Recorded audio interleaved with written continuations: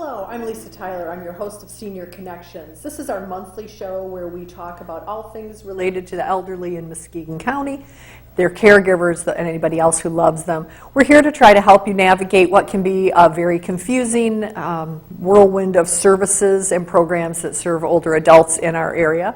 And it could range from anything from Medicare to health classes to what we're going to talk to today, companion care providers and other ways that we try to keep our older adults safe and in their homes for as long as possible.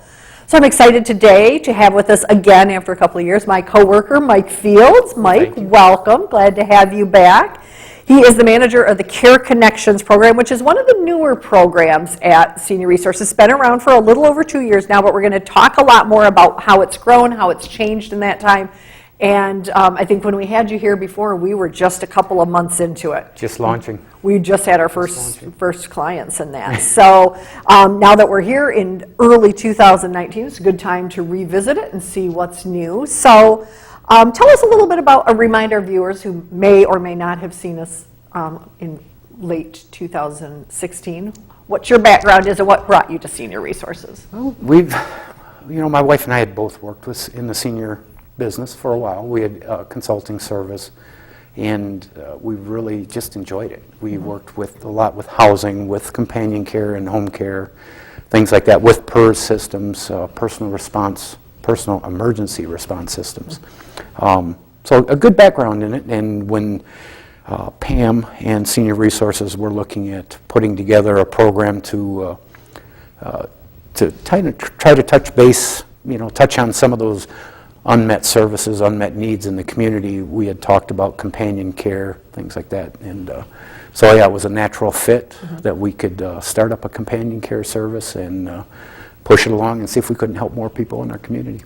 Great, so that actually is, we just were discussing it with our staff, our full staff just recently, that this all came out of strategic planning that was done by the Senior Resources team. It was when I was just new there, really, I think my second month in 2015, that we had a group come together and talk, as you said, about what's missing out there in the community, where do we see gaps, and is it something Senior Resources can step in? That's not always what we want to do. We don't always want to be the ones doing that, but it was said, we've got all these great programs that for all these qualifying, if you're low income, nursing home eligible, all of that, but for people who had some funds, who could privately pay for things, there wasn't a lot out there. So that's kind of where all this came from, as I recall. And so it is a private pay service. So Mike, let's talk a little bit about that. What makes this different from the other things that we offer at Senior Resources and that maybe are out there in the community? Sure.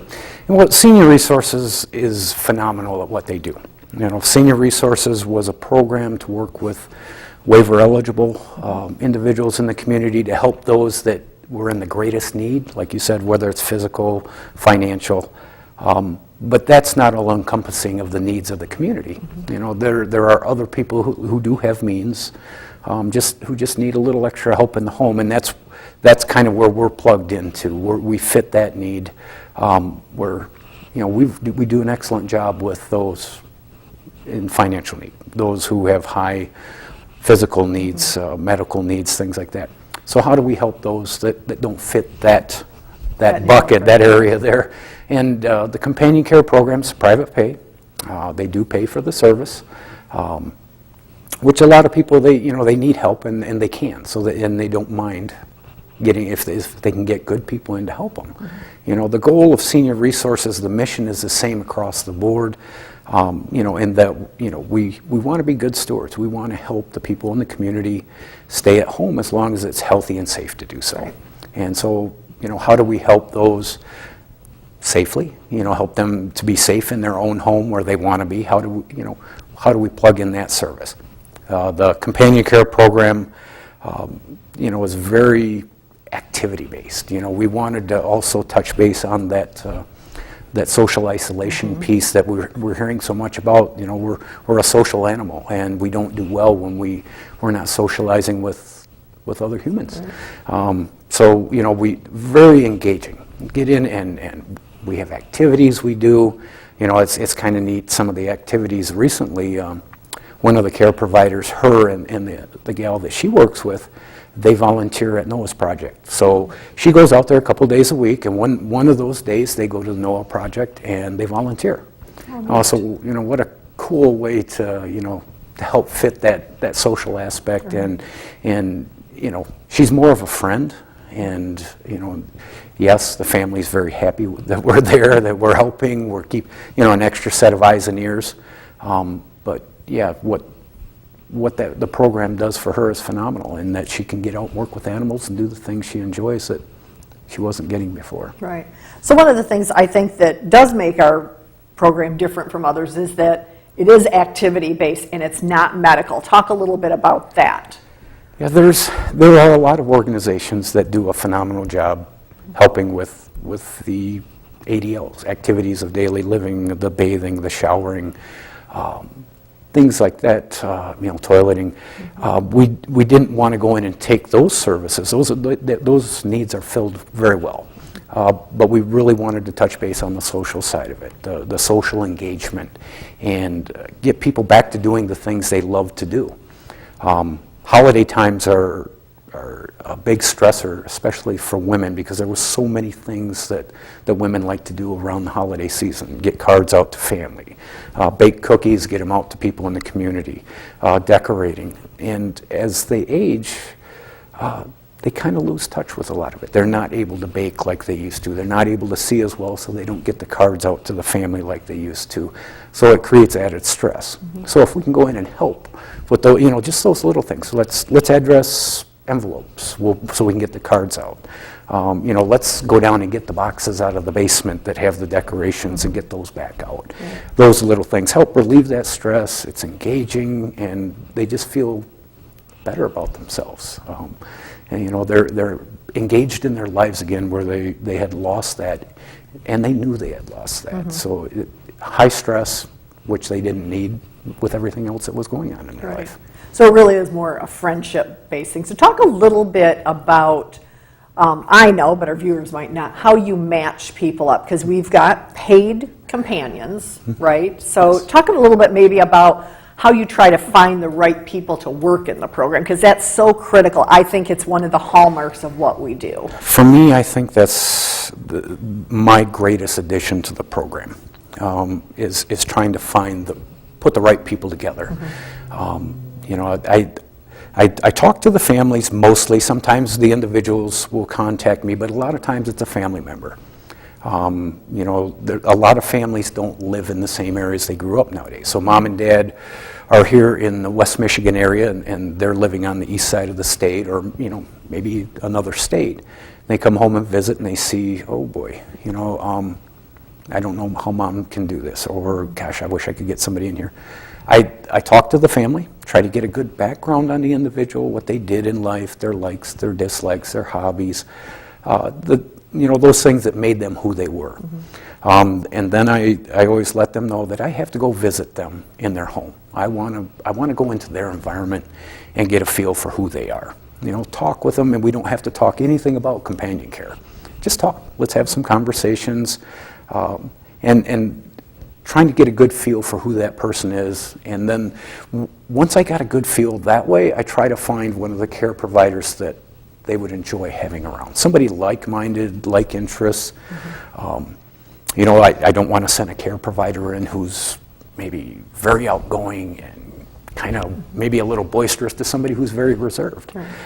Let's match those personalities. So I feel, like I said, that's my greatest addition to the program is trying to find that mix, because once I find somebody that they'll enjoy having around, it's really easy at that point. Right. They just enjoy each other, and they find things to do together. Absolutely. So talk to us a little bit about, so obviously we've got, how many people do we have now that are providing the service? How many? I have 14 care providers right now. And so some of them have been with us for quite a while. Yes. And then we've got some newer ones. So what are you looking for? Because we're almost always looking for people because they're part-time, right? So Sure. talk to us a little bit about what you're looking for and what's in it for the care provider. Well, the two things we look for are a passion for working with seniors and people in general, and the compassion to work with seniors. If they have that passion and compassion, the rest is all Falls into learnable, place. and everything else, is easy at that point. We do have some training that we do for folks who may not have worked with seniors in the past. Try to give them an idea of what this individual is going through, what stage they're at in their life. Some may have some cognitive decline, physical limitations, things like that. But there are always core things that you look for with seniors. The hydration is huge. We always want to make sure everybody's drinking plenty of water, not pop, juice, water. Seniors hate water. I don't know what it is, but I will not be one of them. it's tough to get them to drink enough water. But we know if they don't stay hydrated, it has a cascading effect that leads into ER visits, and it's not good for them health-wise. Back to the mission, healthy and safe at home. This is part of them staying healthy. Good nutrition, good med management, believe it or not, sleep patterns play a big role there. But any of those things, I can start teaching them how to look for those. We don't go in, well, how'd you sleep last night? No, in casual conversation, as you're working together, get a feel for these things. Keep an eye out for those. So as long as they have the passion and the compassion to do it, the rest really comes pretty easy. Right. So can you share us a little bit? I'm trying to think of some of the stories that I've learned about them. I remember one, I think it was she's not with us anymore because she moved on, but we had a younger care provider, right? Riley, was that? Riley. Was she the one we had a lady who really hadn't been out of her house, and her family was thinking they were going to have to place her somewhere else, and then she really am I making the right match with Riley? Can you share a little bit about that story? Because it's a past one, I know, without sharing details that would give it away. Yeah. But. Riley was a companion care provider. She was phenomenal. Great kid. And she was, what, like 20? Younger. Oh. She was like 19. And, when I interviewed her, I'm wondering, okay, and I'm looking, like I said, I'm looking for that passion and compassion. And if you look at her resume, I mean, it was like everything we're looking for. There's a ton of experience, and the experience that I'm seeing is showing that passion for working with other people, and and that compassion to go out of her way to do the little things that make their lives so much better. But then I sit down across from her, and she's a young kid. It's like the experience didn't kind of match her. You get to talking to her, just a special kid. And she was great at working with people, and she had come with like 7 years experience. As a 19-year-old, she'd been doing this since she was 12 years old. So, it was kind of a no-brainer. She's the type of person we wanted. And yeah, she did have a client that the family was very concerned about. She had really gotten off track in a lot of ways. Nutrition, hydration, doctor's visits, up all night type of thing, hoarding, to the point where they really were thinking that a secured environment was going to be the best fit for mom at this point. And Riley went in and started working with her, and the family was a little concerned at first because Riley was young and it didn't seem like the right thing. But these two, they were on the same wavelength. They were right for each other, and it started out slow. They started doing little things. I think it started with flower and gardening magazines.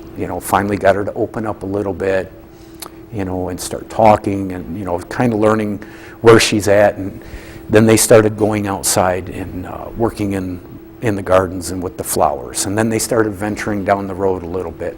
And during this time, Riley's really getting her to drink a lot more water. Her meds were being managed better.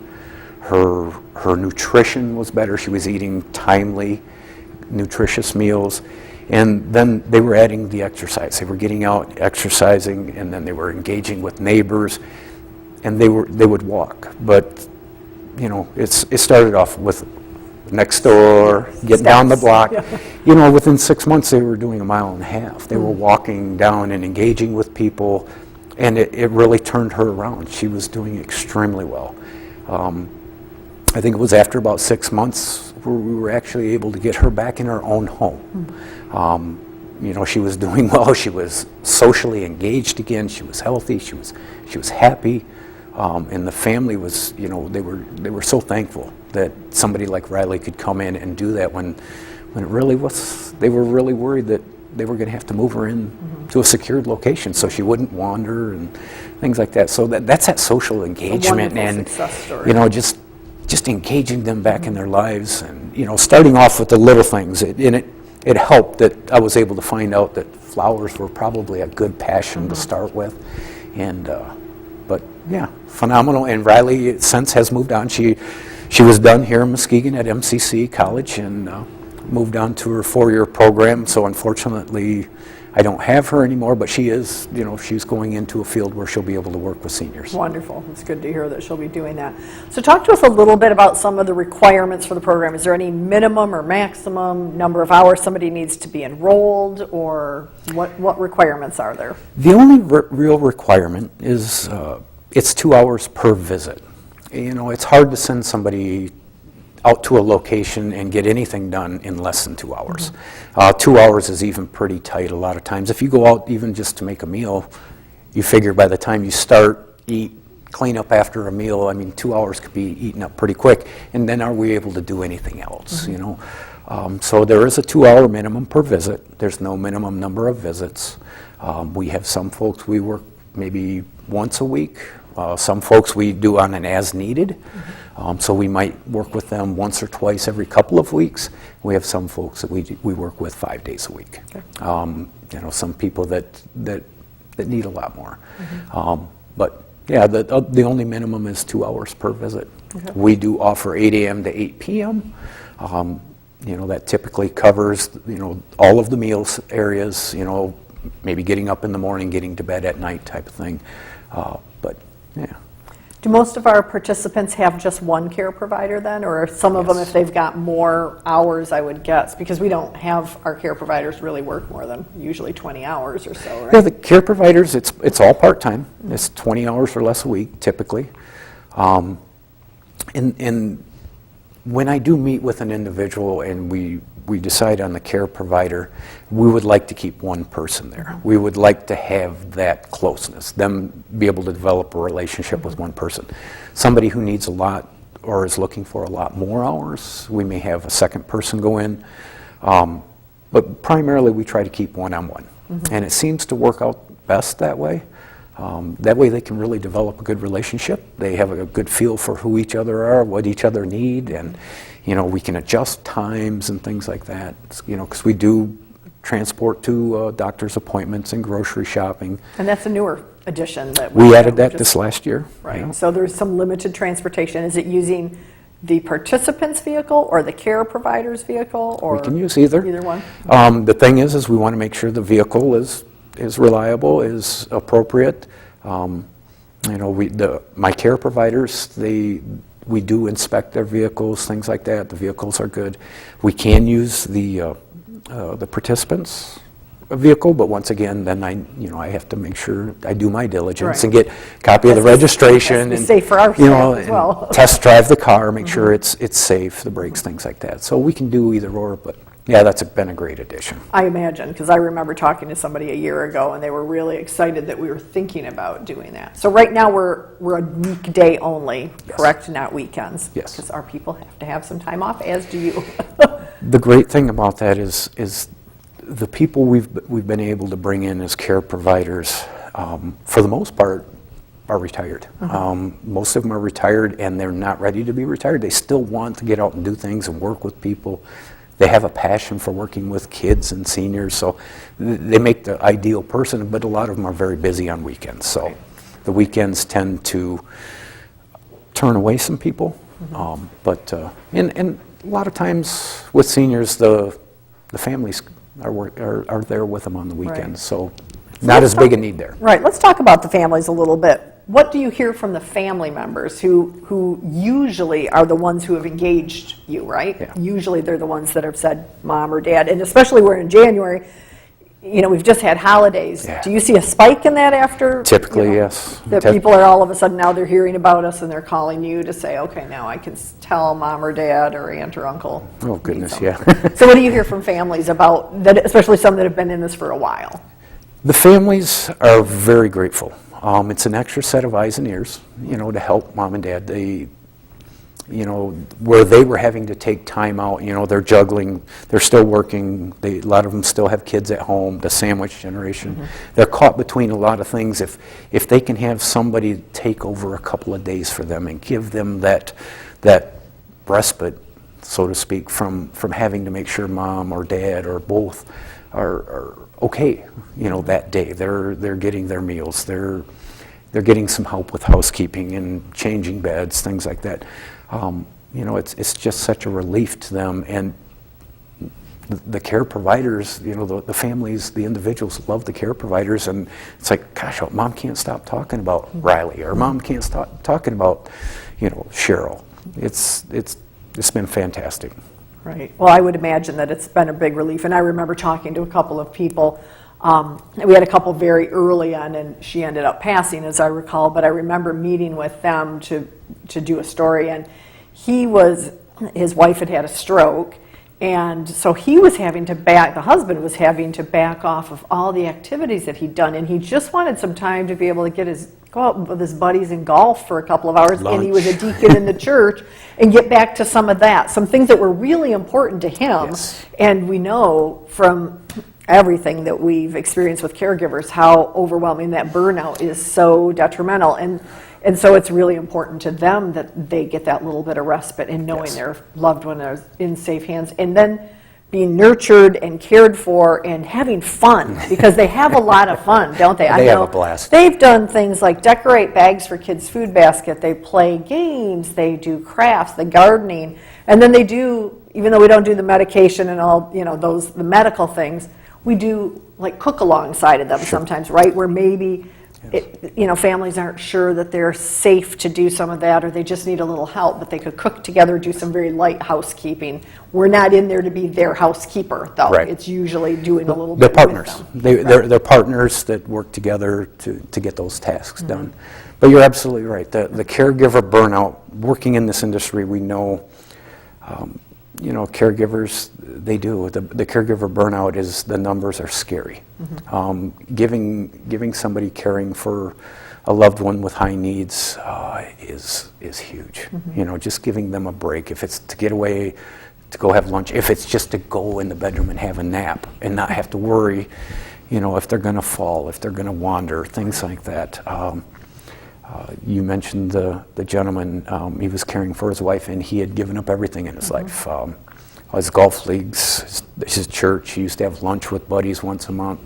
All of that was gone, and that's tough. It was starting to affect his health. He wasn't active. So getting out, doing some things so he can stay healthy to care for her. Right. That's huge. We have one story that's kind of funny. We do have one gal, one thing that she really missed, and adding the transportation was able to touch on this finally when we added the transportation program. She missed going out for Friday fish dinners. She hadn't been able to do it in a lot of years, and her care provider and her, they get together, they go out for Friday fish dinners, and they have a blast. Are there any limitations on who can be enrolled in the program? Cognitive? I mean, do we have people who have dementia, or is it kind of maybe milder? We have some that are, from anywhere from mild dementia to advanced, and there are limitations. Like I said, the program's designed to keep them healthy and safe. If I don't feel we can keep them healthy and safe at home, I try to, not only just let them know that we're not the right program, but give them direction to the programs that can help, and help guide them through the process there. So yes, there are some limitations, but for the most part, we work with all levels of cognitive decline. We have some pretty advanced physical limitations, but healthy and safe is the key words there. Absolutely. So let's talk a little bit about some other aspects of Care Connections, because Care Connections is kind of an umbrella for private pay programs that we have. So this is the big one, Yes. certainly, and one of the newer ones. But let's talk about one of my favorites, because I'm a former journalist, Senior Perspectives. So, and for those who don't know, Mike mentioned working with his wife. He works with his wife in the very same office because the lovely and talented Michelle Fields is the editor and publisher of this fabulous award-winning national publication.